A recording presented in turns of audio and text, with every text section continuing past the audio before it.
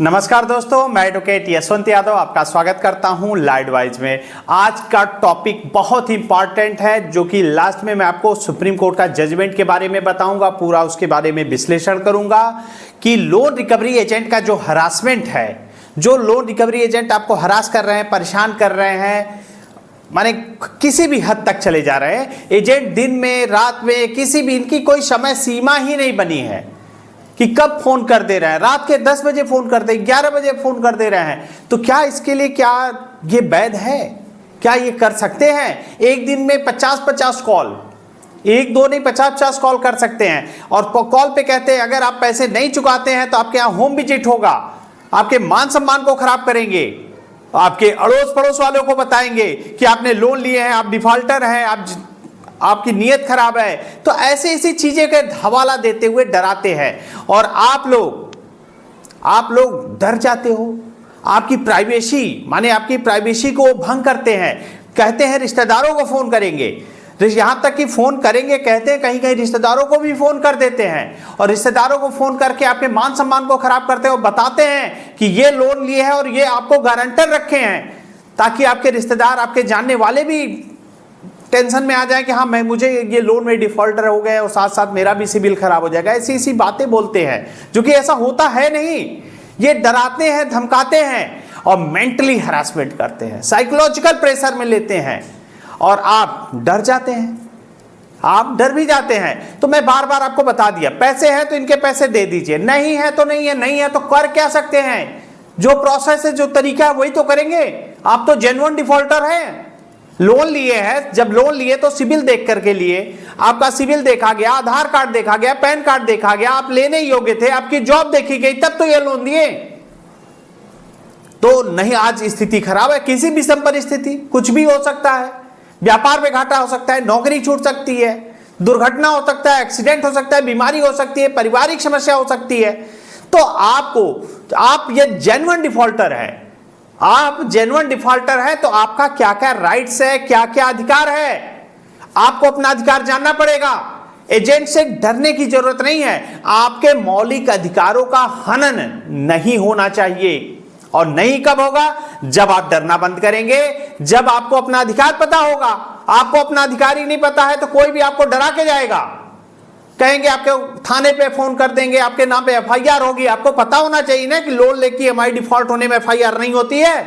जब आपको पता होगा तब तो आप नहीं डरोगे, नहीं तो आप तो डरोगे कि हाँ नहीं हो सकता है मैंने लोन लिया है, डिफॉल्ट है, तो थाने पे एफआईआर हो सकता है। तो ऐसा एफआईआर होता ही नहीं है। तो आपको जानकारी होगी तब तो आप रहोगे, नहीं तो ये कह देंगे थाने पे एफआईआर हो जाएगी।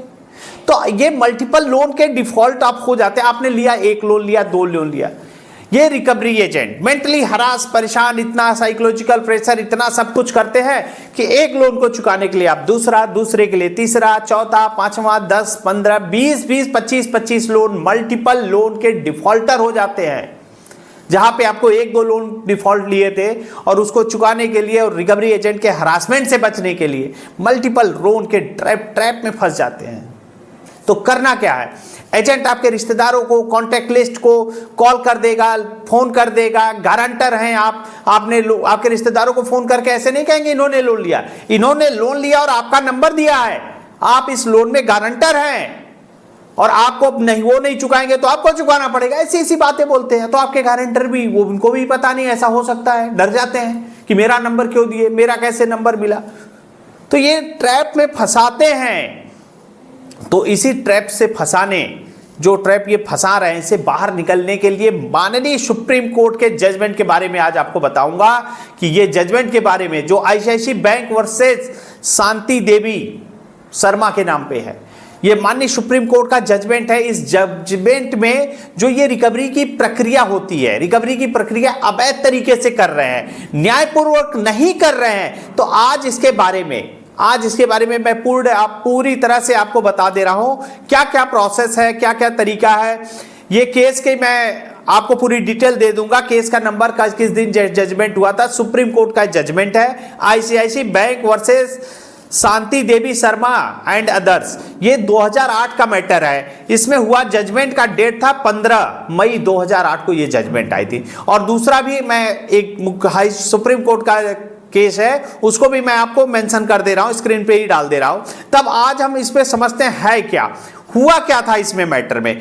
तो आज जो आईसीआईसी बैंक और शांति देवी के बीच में जो सुप्रीम कोर्ट का बड़ा फैसला जो आया, आज इस फैसले के बारे में लोन रिकवरी एजेंट पे जो रोक लगाई गई है उसके बारे में थोड़ा सा विश्लेषण करके बता देते हैं।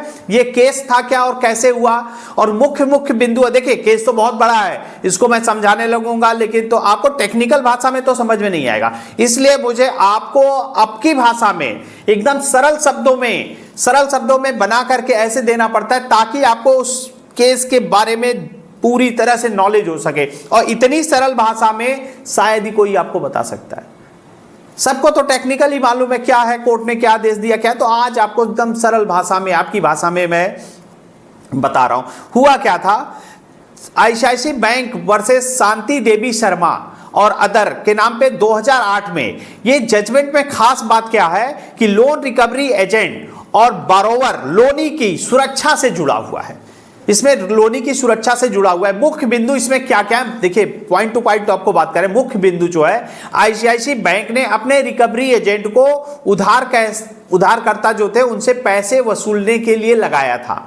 बैंक ने रिकवरी एजेंट को लगाया था कि इनसे पैसे वसूलने हैं, उसके लिए उनके पीछे लगा दिया था।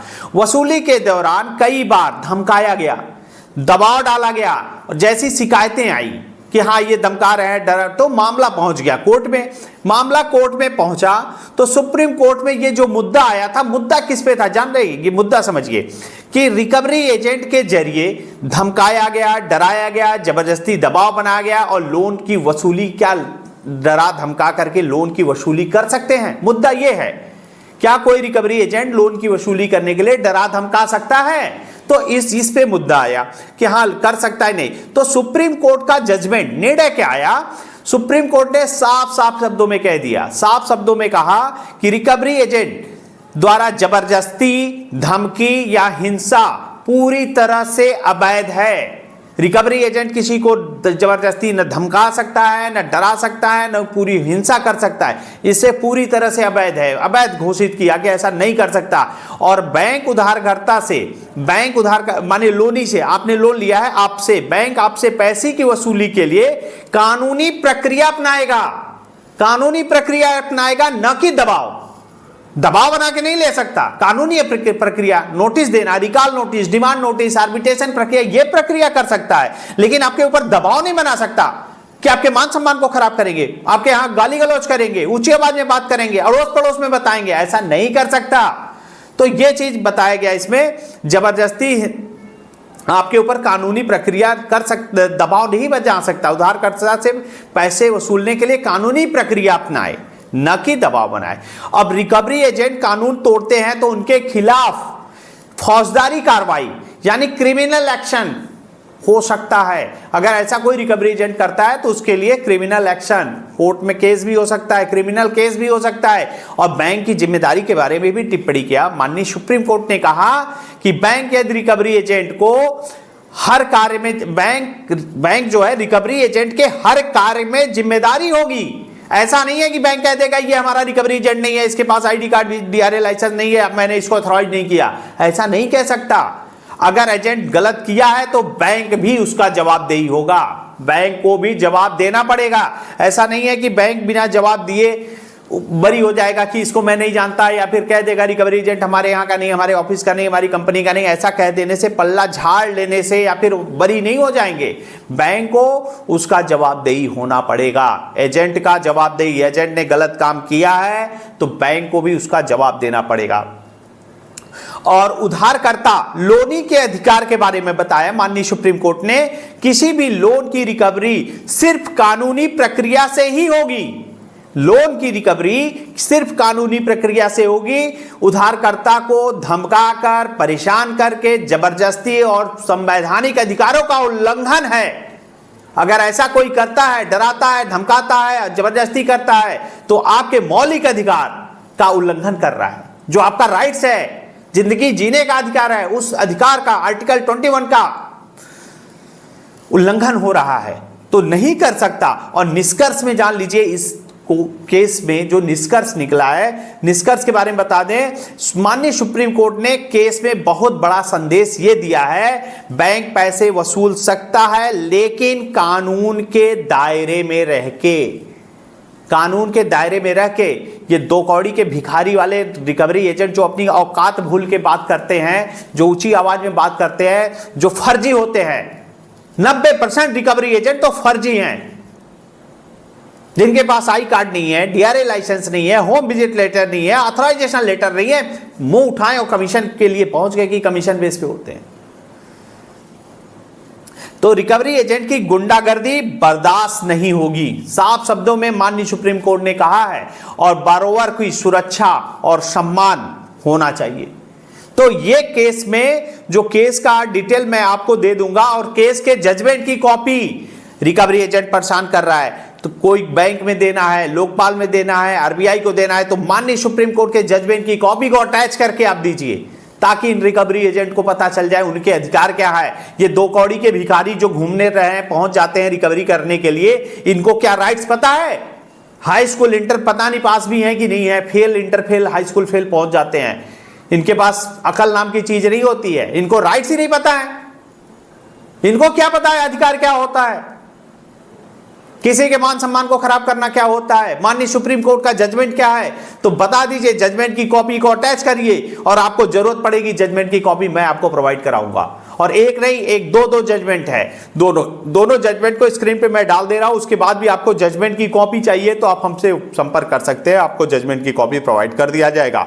सुप्रीम कोर्ट का जजमेंट है ICICI bank versus Savitri Devi Sharma और अदर्स और भी लोग थे, उसमें 2002 का मैटर है। जजमेंट का डेट 15 मई 2008 को हुआ था।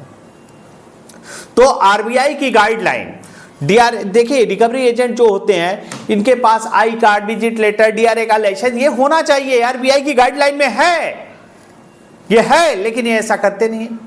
अगर ऐसा कुछ करते हैं तो माननीय सुप्रीम कोर्ट ने कहा है क्रिमिनल केस भी इनके ऊपर फाइल हो सकता है, और जजमेंट की कॉपी को जरूर अटैच करके, अगर इनकी शिकायत करनी है तो अटैच करके दीजिए, और आरबीआई में, लोकपाल में इनकी कंप्लेन कर सकते हैं। और ये जैसे सुबह शाम, कभी भी शाम सुबह 8 बजे से शाम के 8 बजे तक भी विजिट कर सकते हैं, फोन कर सकते हैं, लेकिन इनका मनमानी जो रवैया है वो बिल्कुल गलत तरीके से होता है।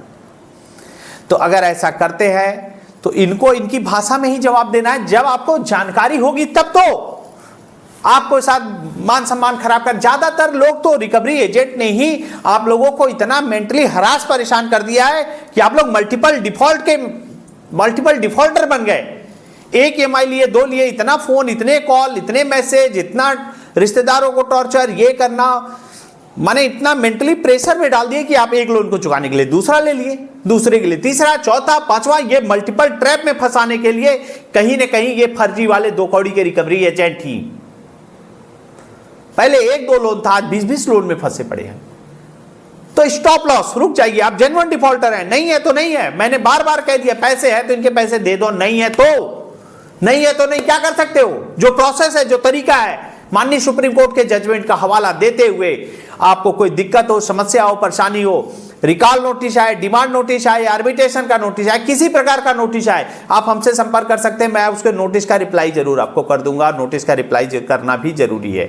और उसके बाद कोई दिक्कत आती है, समस्या आती है, परेशानी होती है, आपको जजमेंट की कॉपी चाहिए तो मैं आपको जजमेंट की कॉपी प्रोवाइड कर दूंगा। और किसी प्रकार की कोई दिक्कत हो, सरफेसी एक्ट का नोटिस हो, 13(2) का नोटिस हो, 13(4) का नोटिस हो, या किसी प्रकार का नोटिस हो, आप हमसे पर्सनली मिलना चाहते हैं, मीटिंग करना चाहते हैं, आप हमसे कॉन्टैक्ट करके, मैं किस लोकेशन में हूँ, कलकत्ता, अहमदाबाद, जयपुर, जहाँ पे भी हूँ, आपसे कांटेक्ट हो सकता है। और कोई दिक्कत, समस्या, परेशानी हो, हमारा नंबर है, आप हमसे संपर्क कर सकते हैं। और मैं अपनी बातों को यही समाप्त करता हूँ। जय हिंद, जय भारत, नमस्कार।